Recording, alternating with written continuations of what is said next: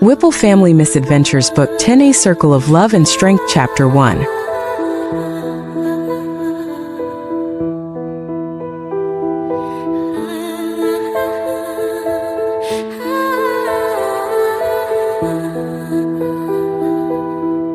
So Maddie told me what happened when you brought the boys into the clinic for a blood draw. Tom said. Wade slowly lifted his gaze from the paperwork on his desk to look up at him. Has this happened a lot before? Shadow getting extremely upset like that? Especially so soon after it happened while we were in Helena back in the hotel? Sighing, Wade put his pen down. It has. I don't know how to help him. He's not doing so well right now. Any other situation, he would have been on the phone, trying to get him a therapist as fast as possible, but that wasn't really an option at the moment. Tom frowned back in response but didn't say anything, waiting for him to continue. What happened in the hotel versus what happened at the clinic were two different things. At the hotel, he was upset about almost getting taken away and he was too upset to talk at that moment. Tom nodded. He did seem very frustrated with not being able to talk. At the clinic, he didn't want to be there and hates anything that has to do with the medical field at all and had to be sedated so Maddie could work, but he's been like that every time I've taken him there. Not needed to be sedated, but upset and hating it. Tom crossed his arms. I was just wondering, especially since it happened twice and one practically right after another. He said before he headed back into his office. From the front of the station, Caitlin turned around. What happened to Shadow? He hasn't been doing so well lately. Wade told her, getting up from his desk to go over there and talk to her. When we were gone for that training, he got really upset about something and wasn't able to talk, and not being able to communicate seemed to make it worse for him. She frowned. Melissa told me he didn't talk to her for almost the first week in the beginning. Does he have difficulty speaking? Around new people or if he gets really anxious about something. She leaned on one arm, putting her chin in her palm. Have you ever considered teaching him ASL? American Sign Language? That could help him communicate in moments of stress and take the pressure off him. Wade had not thought of that, as he didn't know any ASL. I didn't, but that's a good idea. Do you know sign language? Caitlin grinned. Yeah, I do. It's actually my first language. I wouldn't mind teaching him a little bit. I'm not sure if he'd be okay with that. At least at first, you might still qualify as a new person in his eyes. Neither of them know you that well. She pursed her lips. What if Melissa was there too?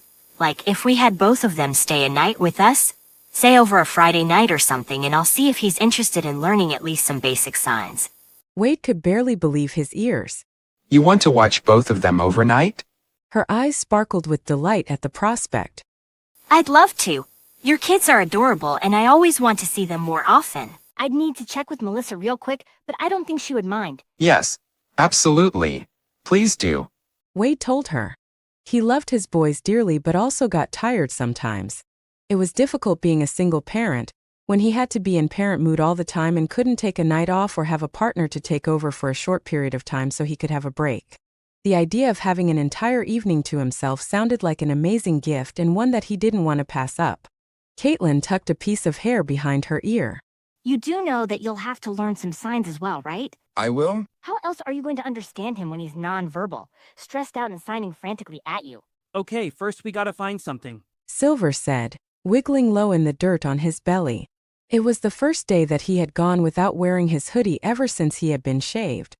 His fur was still pretty thin and fuzzy, but at least it was coming back. Next to him, his brother looked unimpressed. Like what? I dunno, birds, or squirrels, or mice or something? Alongside the back of the house were flower gardens, full of overgrown bushes and shrubs. Their dad had promised Silver that the first sunny weekend they had, he would help him tackle them and start making them look nice. Currently it was a wild mess, but that meant the perfect spot for teaching Shadow how to hunt. You've actually done this? Yeah, I had to. To eat. Didn't you? What did you eat before you met me and Dad? The darker hedgehog looked away. Mostly leaves or trash or stuff. I ate trash too, if I could get it. But there weren't a lot of options, so I would hunt when I could. It's a good skill to have. Why? There's food here. Dad's not going to feed and take care of us forever. At least, I don't think he will. You'll have to be able to feed yourself when that day comes. And humans don't like if you steal, and I don't know if I want to even try and figure their money system out. It's so confusing and doesn't make the slightest bit of sense, And what if something changes or like? He frowned when he noticed his brother wasn't even listening and growled at him to get his attention. That snapped Shadow out of his stupor instantly. You're not listening to me? You've been acting weird ever since we went to the clinic. Are you okay? Shadow only shrugged. I don't know. Sometimes I just feel like I don't belong here. Biting his lip, Silver considered that, his anger slipping way to more concern over how his brother was acting. Not belonging here on this planet with humans? Or here with me and Dad? Here with you and Dad. Silver wasn't sure what to think about that. I like having you here. If you don't belong here, then where do you belong? His brother's face pinched together, like this conversation was deeply upsetting him. I don't know. I don't want to talk about it. Okay. Silver said slowly, now feeling like the idea of teaching him how to hunt was over, at least for now. I'm glad you're my brother. I like hanging out with you. It's fun most of the time. Everything would be a lot more difficult if there weren't other hedgehogs around. Shadow's red eyes shone with emotions. Thanks. He whispered. Before Silver could ask if he wanted a hug or not, they both heard Melissa calling for them. She looked bewildered when she saw the two of them emerge from under a bush. What are you two doing under there? I was trying to teach Shadow to hunt. Silver said, pulling leaves out of his quills. Hunting like, for food. If you're hungry, I'll make you something to eat. She gestured toward the house. Shadow shook his head quickly, dislodging a few leaves from his own quills. No. Just so I can learn how to do it. Melissa blinked once and then twice. All right. Well, you both need a shower now. One of you go get into the tub. Right now. But we both took one last night. We don't take one every day. Their dad took a shower almost every day, which was crazy to even think about. Silver didn't think there was any reason for anyone to take a daily shower. And having to take one on a non-required day wasn't fair for them at all. We're not that dirty. You're dirty enough to need a shower, and you're getting one today. Melissa told them, herding both of them into the house. You first, Silver. Grumbling, Silver couldn't believe his bad luck. Do you think he misses me? Silver asked as soon as his brother came out of the bathroom and toward him, a towel around his body after that forced shower. It was something he had been considering for several minutes now, and wanted his brother's opinion on. Shadow glanced over at his brother. Who? Smokey the Rabbit. He's waiting for me to come rescue him and bring him here to live with us forever. Dad said you could? The gray hedgehog huffed as his ears folded down. He said no. He admitted. Suddenly, he brightened as Melissa came into the living room from the kitchen. Melissa, do you and Catelyn want to adopt a rabbit and then let me come over every day and see and visit him? She laughed as she sat down next to them. Sorry, little guy. Our duplex is pet-free. It's not allowed. Silver let out a very dramatic groan and flopped over onto the couch, face first. Every time he thought of a way to have Smokey in his life, it didn't work out. It's not fair. Our dad won't let him have a rabbit. Oh, I'm sorry. How are you doing today? Fine. Your dad told me you haven't been doing too well lately? Silver raised his head as he saw his brother look away, that stubborn look back on his face. Yeah. If you want to talk about it, you can. Especially if you don't want to talk to your dad, I'm here and I'm happy to listen. Or not. That's also okay. I don't. If anyone had asked Silver, he could have told Melissa that. When Shadow had that look on his face, he wasn't going to do anything he didn't want to do and nothing would change his mind. Can we watch a movie? Shadow asked, quickly changing the subject. Melissa shook her head. Actually, we need to leave soon. We're going to walk down the station to see your dad. Confused, Silver exchanged a short, worried look with his brother. This usually didn't happen. They always stayed home until their dad got off work. Not having to go there could mean something bad. Are we in trouble? Nope, you'll see. Both of you get ready to go. We're leaving in 15 minutes. Wow, you two look nice and clean. Their dad said as a greeting when Silver and Shadow came into the police station and came up to his desk. And your fur is really growing back. He said, reaching out to gently stroke Silver's chest fur. And I can see you're putting on weight, which is really good. What? Putting on weight, you were really skinny when I first met you. Now you look a lot healthier and very clean. Silver pouted, leaned against his dad's leg. Yeah, but Melissa made us each take a shower. He said it in the saddest voice he could muster, so their dad knew how much a travesty this was. Especially since he just had one the night before. While he liked Melissa and didn't want her to go away, he didn't want this to become a habit. Yeah, but why? Because they were crawling around in the dirt in the backyard. They needed it. Why were you doing that? I was trying to teach Shadow to hunt, but we didn't find anything. And then we got distracted. For a second, it looked like their dad was going to say something else and then decided against it. Hunting like hunting for food? Yes. You want to learn how to hunt? Shadow nodded. Their dad's expression changed to almost bewilderment. Okay, well, if you do that and crawl around and get dirty, then you have to take a shower and get cleaned up afterwards. That's just common sense. Silver grumbled under his breath at that decision and then huffed. Why did you want us to come here? Actually, Melissa and Caitlin had something they wanted to discuss with you guys. Silver perked up. Really? He had a good feeling about what that could mean. Without waiting any longer, he took off around the side of his dad's desk to run toward the front of the building, and ran straight into someone wearing a police uniform. Only by sheer luck, Silver managed to catch himself before he hit the ground and groaned, rubbing at his nose. Sorry, Tom. He started to say before he looked up and saw it wasn't Tom, but that new guy with the red hair.